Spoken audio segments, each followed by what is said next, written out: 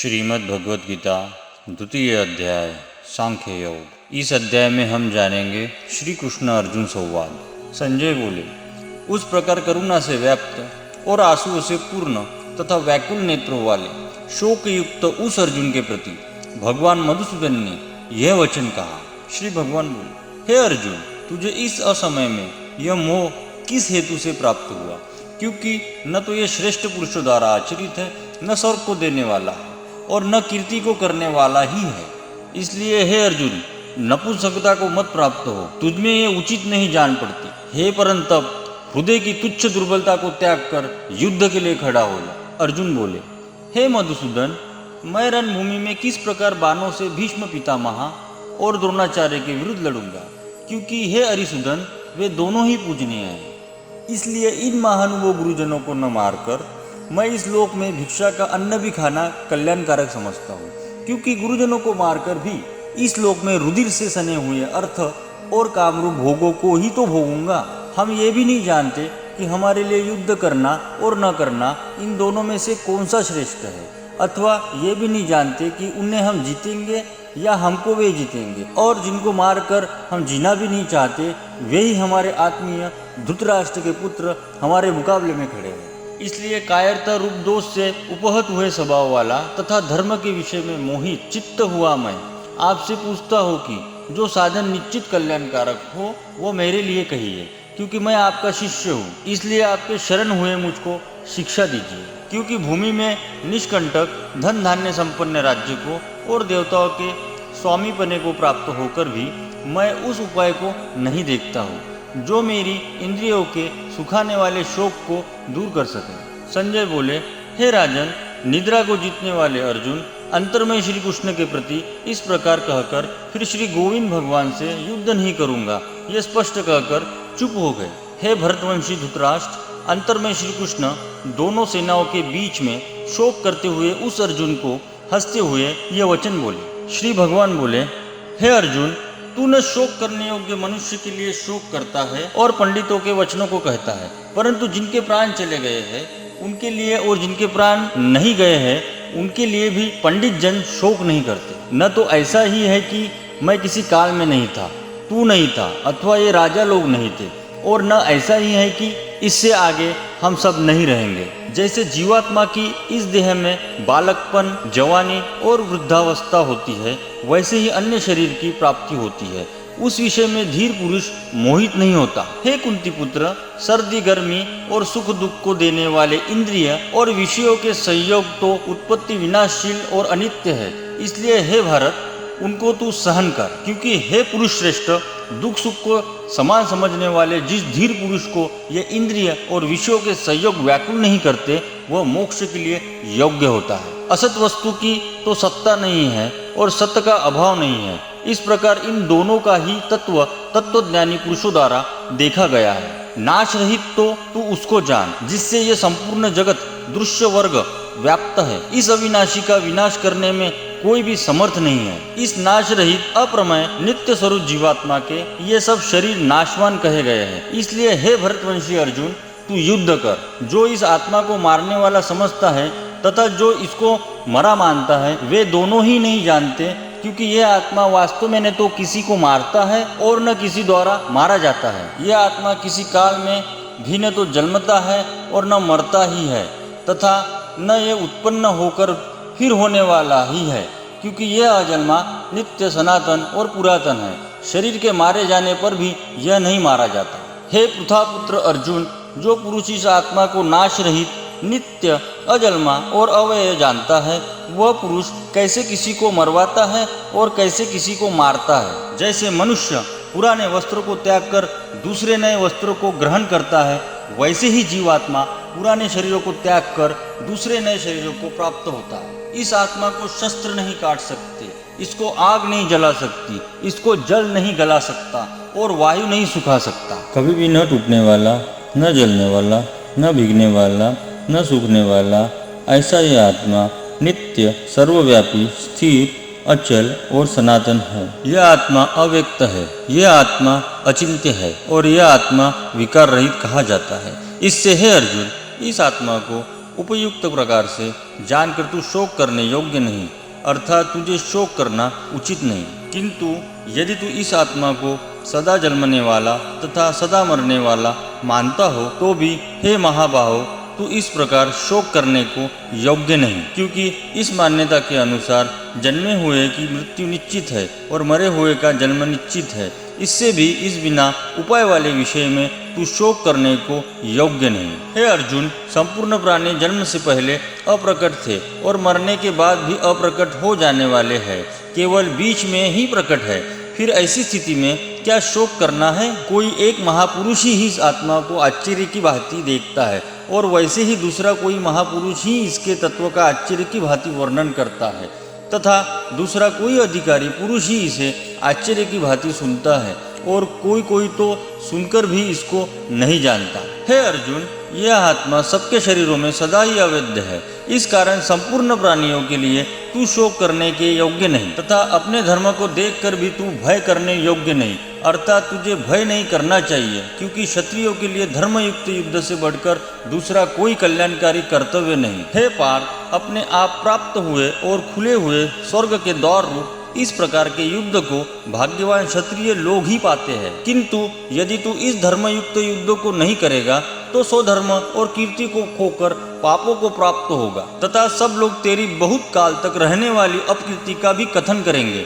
और माननीय पुरुष के लिए अपकीर्ति मरने से भी बढ़कर है, और जिनकी दृष्टि में तू पहले बहुत सम्मानित होकर अब लघुता को प्राप्त होगा, वे महारथी लोग तुझे भय के कारण युद्ध से हटा हुआ मानेंगे। तेरे वैरी लोग तेरे सामर्थ्य की निंदा करते हुए तुझे बहुत से न कहने वाले योग्य वचन भी कहेंगे। उससे अधिक दुख और क्या होगा? या तो तू युद्ध में मारा जाकर स्वर्ग को प्राप्त होगा अथवा संग्राम में जीतकर पृथ्वी का राज्य भोगेगा।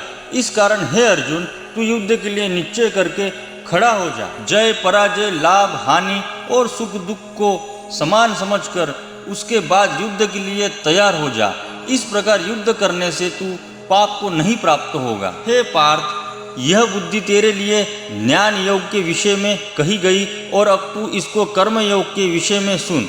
जिस बुद्धि से युक्त हुआ तू कर्मों के बंधनों को भली भांति त्याग देगा, अर्थात सर्वत्र नष्ट कर डालेगा। इस कर्म योग में आरंभ का अर्थात बीच का नाश नहीं है और उल्टा फल रूप दोष भी नहीं है। हे अर्जुन, इस कर्म योग में निश्चयात्मिका बुद्धि एक ही होती है, किंतु अस्थिर विचार वाले विवेकहीन सका मनुष्यों की बुद्धियाँ निश्चय ही बहुत भेदों वाली और अनंत होती है। हे अर्जुन, जो भोगों में तन्मय हो रहे हैं, जो कर्मफल के प्रशंसक वेद वाक्यों में ही प्रीति रखते हैं, जिनकी बुद्धि में स्वर्ग ही परम प्राप्त वस्तु है और जो स्वर्ग से बढ़कर दूसरी कोई वस्तु ही नहीं है, ऐसा कहने वाले वे विवेकी जन इस प्रकार की जिस पुष्पित अर्थात दिखाऊ शोभायुक्त वाणी को कहा करते हैं, जो कि जन्म रूप कर्मफल देने वाली योग भोग तथा ऐश्वर्य की प्राप्ति के लिए नाना प्रकार की बहुत सी क्रियाओं का वर्णन करने वाली उस वाणी द्वारा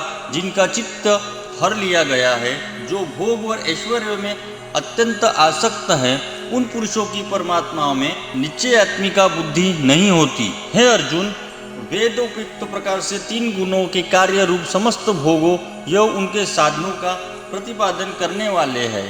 इसलिए तू उन भोगों यह उनके साधनों में आसक्तिहीन, हर्ष शोकादि दौन से रहित नित्य वस्तु परमात्मा में स्थित योग क्षेम को न चाहने वाला और स्वाधीन अंतकरण वाला हो।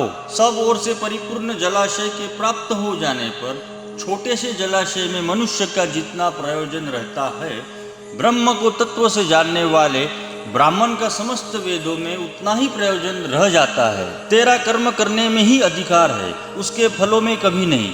इसलिए तू कर्म के फल हेतु मत हो तथा तेरी कर्म न करने में भी आसक्ति न हो। हे धनंजय, तू आसक्ति को त्याग कर तथा सिद्धि और असिद्धि में समान बुद्धि वाला होकर योग में स्थित हुआ कर्तव्य कर्म को कर।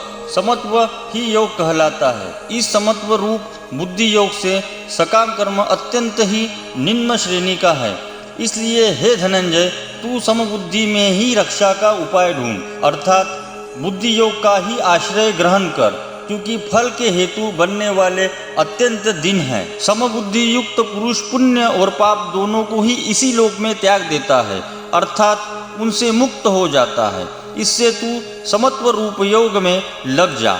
ये समत्व रूप योग ही कर्मों में कुशलता है, अर्थात कर्म बंध छूटने का उपाय है। क्योंकि समबुद्धि से युक्त ज्ञानी जन कर्मों से उत्पन्न होने वाले फल को त्याग कर जन्म रूप बंधन से मुक्त हो निर्विकार परम पद को प्राप्त हो जाते हैं। जिस काल में तेरी बुद्धि मोह रूपी दलदल को भली भांति पार कर जाएगी, उस समय तू सुने हुए और सुनने में आने वाले इस लोक और परलोक संबंधी सभी भोगों से वैराग्य को प्राप्त हो जाएगा। भांति भांति के वचनों को सुनने से विचलित हुई तेरी बुद्धि जब परमात्मा में अचल और स्थिर ठहर जाएगी, तब तू योग को प्राप्त हो जाएगा, अर्थात तेरा परमात्मा नित्य संयोग हो जाएगा। अर्जुन बोले, हे केशव, समाधि में स्थित परमात्मा को प्राप्त हुए स्थिर बुद्धि पुरुष का क्या लक्षण है? वह स्थिर बुद्धि पुरुष कैसे बोलता है, कैसे बैठता है और कैसे चलता है? श्री भगवान बोले, हे अर्जुन, जिस काल में यह पुरुष मन में स्थित संपूर्ण कामनाओं को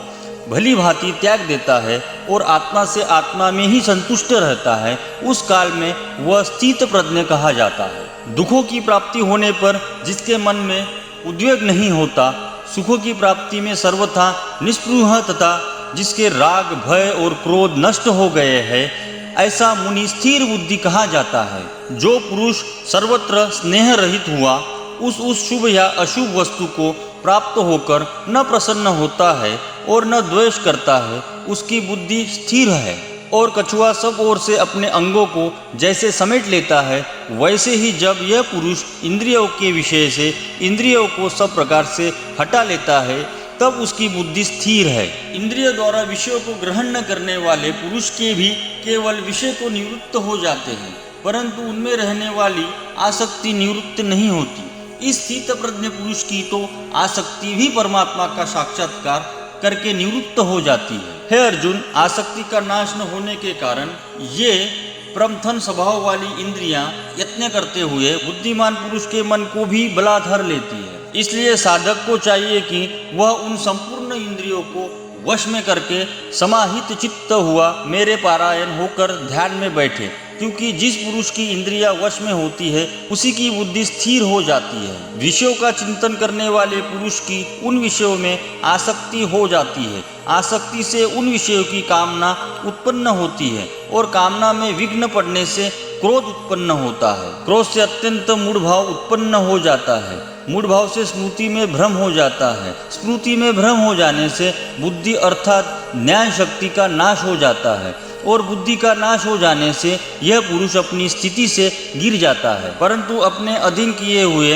अंतकरण वाला साधक अपने वश में की हुई राग द्वेष रहित इंद्रियों द्वारा विषयों में विचरण करता हुआ अंतकरण की प्रसन्नता को प्राप्त होता है। न जीते हुए मन और इंद्रिय वाले पुरुष में निश्चय आत्मिका बुद्धि नहीं होती और उस अयुक्त मनुष्य के अंतकरण में भावना भी नहीं होती तथा भावनाहीन मनुष्य को शांति नहीं मिलती। और शांति रहित मनुष्य को सुख कैसे मिल सकता है? क्योंकि जैसे जल में चलने वाली नाव को वायु भर लेती है, वैसे ही विषयों में विचरती हुई इंद्रियों में से मन जिस इंद्रिय के साथ रहता है, वह एक ही इंद्रिय इस आयुक्त पुरुष की बुद्धि को हर लेती है। इसीलिए हे महाबाहो, जिस पुरुष की इंद्रियां इंद्रियों के विषयों में सब प्रकार निग्रह की हुई है, उसी की बुद्धि स्थिर है।